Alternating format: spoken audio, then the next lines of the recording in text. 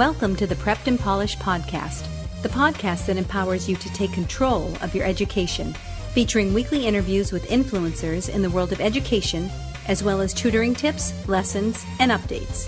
And now, here's your host. Hi everyone, welcome to another tutoring tips episode of the Prepped and Polished podcast. It's Aniela of Prepped and Polished. Please be sure to check out our website, www.preppedandpolished.com, for more info. While you're there, sign up for our free tutoring and test prep tips newsletter. It comes out monthly.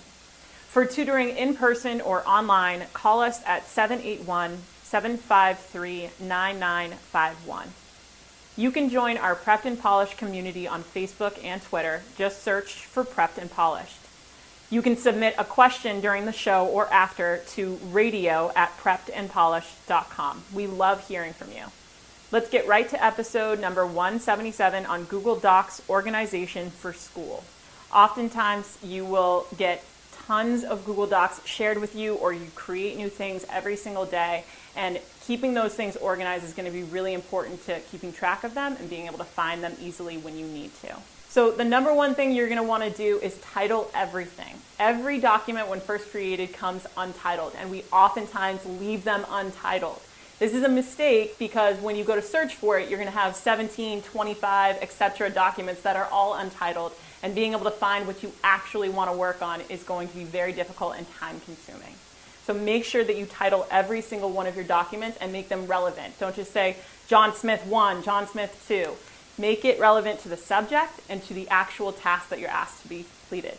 The second thing you're going to want to do is create folders in your Google Doc. I recommend doing folders by year because every single year you start a different grade. So you might do freshman year, or you might do 2017 to 2018. Either way, it's fine as long as it's easily identifiable to you. I would say in terms of past years, just let the past years roll into the past. Create one for the one that you're in currently, and then keep using them going forward. The next thing you're going to want to do is then by subject.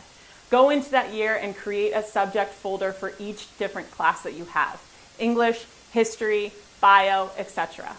Color code these folders so that they're really easily identifiable when you're trying to drag and drop documents into them and you don't have to think about it.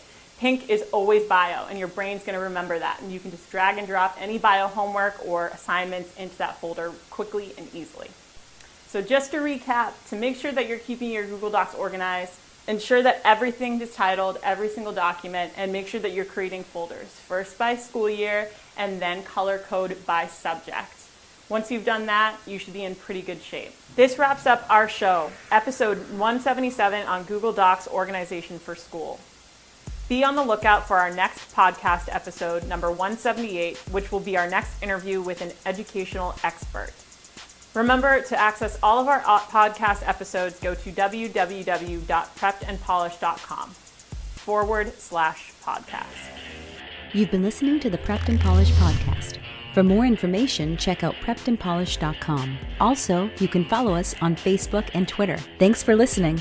Class dismissed.